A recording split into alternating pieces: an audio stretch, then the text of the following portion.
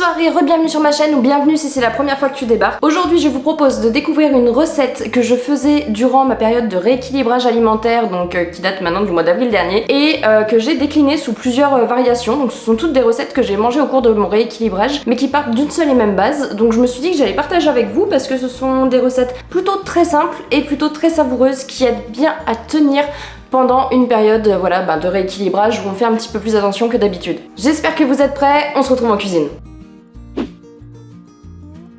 Allez, c'est parti, on commence bien évidemment avec la recette de base. C'est hyper simple, il vous faut simplement des flocons d'avoine, du fromage blanc, un œuf et de la levure chimique. C'est tout. La recette de base, ce n'est que ça.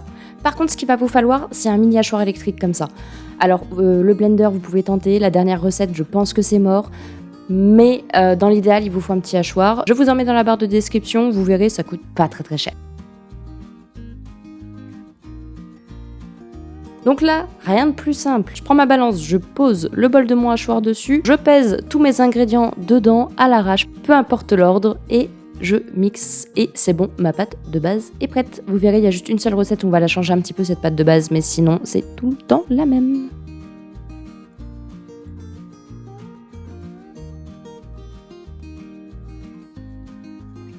Ah, et d'ailleurs pour le hachoir, le mien est très vieux, il est en fin de vie, il est usé, il est taché, s'il vous plaît ne le jugez pas, il est sensible. Du coup on attaque notre première recette pour les pancakes, on va simplement venir ajouter du sirop d'agave pour sucrer et un petit splash d'arôme de vanille pour le goût. Et voilà, votre pâte à pancakes est prête. Donc là, il vous suffit maintenant de les faire cuire. Pour cela, une poêle légèrement graissée, histoire que ça n'accroche pas. Moi, je prends une crêpière parce que les bords sont beaucoup moins hauts, donc plus facile pour retourner. Et puis en plus, vraiment, ça n'adhère pas du tout. Donc là, moi, je suis obligée d'étaler ma pâte à la Maryse parce qu'elle a attendu le temps que je fasse mes autres pâtes pour le bien du tournage, etc. Et du coup, elle a gonflé. Mais sinon, vous verrez, votre pâte est quand même assez liquide et puis elle s'étale toute seule.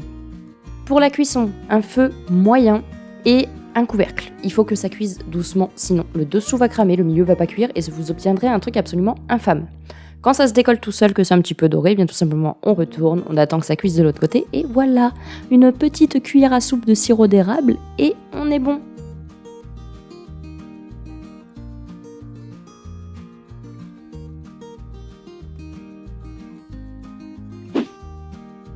Ensuite, transformons cette recette en gaufre. J'ai pas lavé mon mixeur entre les deux, hein, c'est exactement les mêmes ingrédients, vous m'en tiendrez par rigueur. Ah aussi, pour le bien de la vidéo, moi il faut bien compter que j'ai divisé toutes les proportions par 2.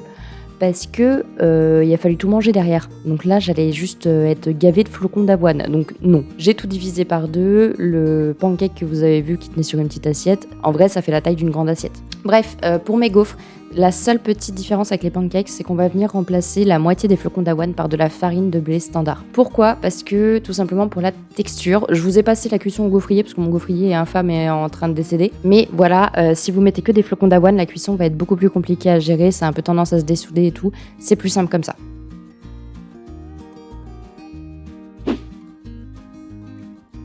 Troisième recette qui sera cette fois-ci une recette salée. Tout simplement ma recette de base, je viens ajouter du sel et du poivre, sinon c'est toujours la même base.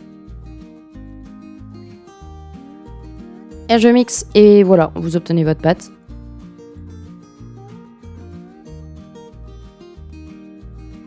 Ensuite, on reprend notre crêpière, ou votre poêle, dans votre cas, je n'étais pas une crêpière exprès pour ça. Je rétale ma pâte parce qu'elle a attendu, donc elle a gonflé. Je mets sous couvert. Pareil, avec les proportions standards, ça vous remplit toute la poêle. Moi, c'est que j'ai fait version miniature. Une fois que c'est cuit, tout comme les pancakes, je retourne. Là, par contre, je vais venir baisser mon feu au minimum. C'est très important, sinon ça va tout cramer le temps qu'on ajoute le reste. J'ajoute de la sauce tomate. Moi, je prends de la sauce tomate cuisinée. Vous pouvez prendre du coulis de tomate si vous voulez, mais moi, je trouve ça très acide et pas très fun. La sauce tomate cuisinée comme ça, là, c'est de la morceau d'eau du Aldi ou un truc comme ça, mais la panzani est absolument délicieuse pour mettre sur des pizzas, je vous la conseille.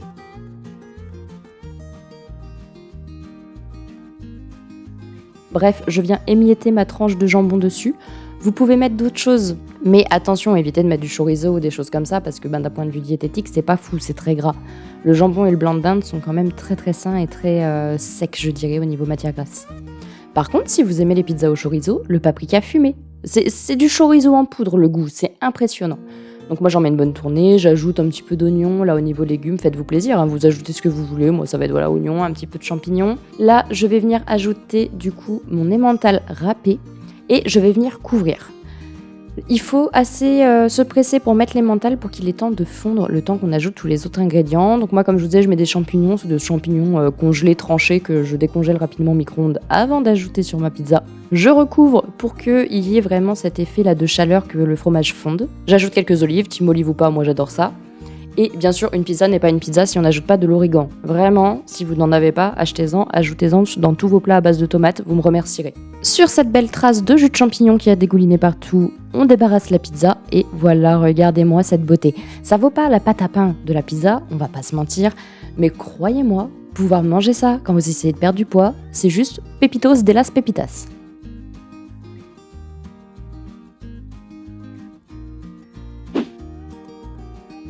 Et enfin, la dernière recette, alors c'est pas forcément celle qui est la plus appétissante, hein. Vraiment le résultat c'est pas hyper instagrammable, mais par contre qu'est-ce que c'est bon, et pour manger des légumes, si vous n'êtes pas très fan, ça passe trop bien. Donc pour les légumes, vous pouvez varier, hein, faites-vous un peu plaisir, mais je sais que moi voilà, carottes, courgettes, oignons, ail, c'est mon combo favori pour cette recette-là, j'aime bien.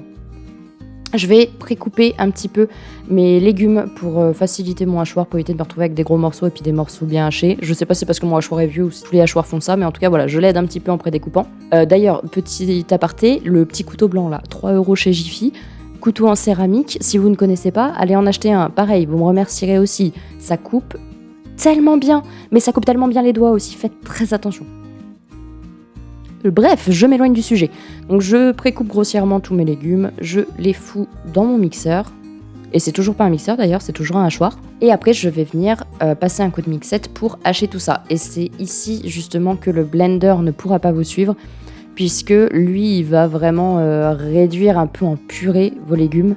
Et c'est pas ce qu'on cherche. Je pense que ça fonctionne si vous faites avec ça, mais ça va pas faire la même texture, ça devrait pas être aussi sympa. Alors que là, avec le hachoir, vous allez vraiment juste obtenir des tout petits morceaux, comme si vous vous étiez un peu cassé les bonbons à émincer, alors que non.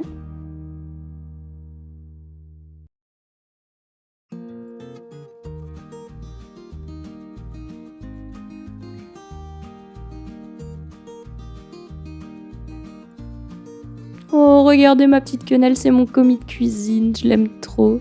Coucou Diesel. Bref, pour l'ail, pareil, enlevez le milieu. Je vous le conseille, vous faites comme vous voulez, mais c'est beaucoup plus digeste. Si des fois vous avez du mal à digérer l'ail, ça peut venir de là. Petite astuce du chef.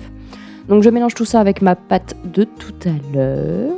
Et on va venir se faire plaisir avec les épices. Alors, moi je mets de l'arôme magie. C'est un truc absolument infâme d'un point de vue composition. Il n'y a rien naturel là-dedans. Mais vraiment, vous en mettez 2-3 gouttes, ça vous change le goût, c'est tellement bon. Et puis ensuite, moi ça va être le classique curry, paprika, un petit peu d'herbe de Provence, un peu de ciboulette. Vous pouvez ajouter de l'origan, moi j'en avais déjà sur la pizza, j'avais envie de goût un peu plus tranché, on va dire. Donc je n'en ai pas mis, mais c'est quelque chose qui peut se faire pareil, éclatez-vous sur les épices. Me mélangez, mais commencez pas à mettre de la cannelle ou je sais pas quoi, mais faites-moi des saveurs probables. Quoi qu'avec de la cannelle, ça doit pouvoir se faire. Bref, c'est pas le sujet. Je fais des petits pâtons du coup sur ma poêle, toujours pareil, qui est préchauffée à feu moyen. Je couvre. C'est toujours la même chose en fait, hein, c'est juste les saveurs dedans qui changent. Une fois que c'est bien doré d'un côté, je les retourne. Vu que c'est un petit peu plus épais, c'est un petit peu plus galère à retourner, donc je vais mettre d'une fourchette, mais ça se fait très bien comme vous pouvez le voir. Je retourne, je recouvre. Si besoin, augmentez un petit peu le feu si vous voyez que ça a du mal à dorer. Mais faites attention, faut pas tout brûler.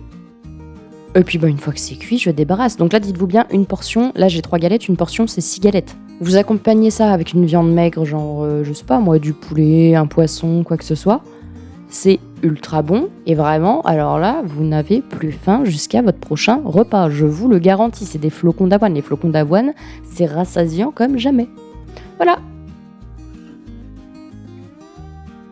Voilà, comme vous l'avez vu, ce sont des recettes qui sont excessivement simples. Le seul petit inconvénient, c'est d'avoir cette espèce de mixette, là, de petit hachoir. C'est quand même pas mal indispensable. Le blender doit pouvoir fonctionner, mais c'est quand même vraiment mieux d'avoir cet outil. Pour info, il y en a des vraiment pas chers chez Action. Je crois qu'ils sont même à moins de 15 €. Si je retrouve, je vous mets le lien en barre d'informations. Si vous goûtez, n'hésitez pas à le partager, par exemple sur Instagram. Maintenant, je vous mets mon Instagram en barre d'infos et à la fin des vidéos. N'hésitez pas à me taguer, ça pourrait faire plaisir. Je sais pas si vous vais le faire, mais ce serait cool. Et puis si vous aimez les vidéos recettes comme ça, bah n'hésitez pas à me lâcher un like, même à me mettre un petit commentaire pour me le dire, et puis comme ça éventuellement je pourrais en refaire, parce que des recettes comme ça de régime, des astuces pour manger un peu plus léger tout en se faisant plaisir, j'en ai développé plein. En tout cas, j'espère que ça vous a plu, et moi je vous dis à la semaine prochaine. Allez, bye!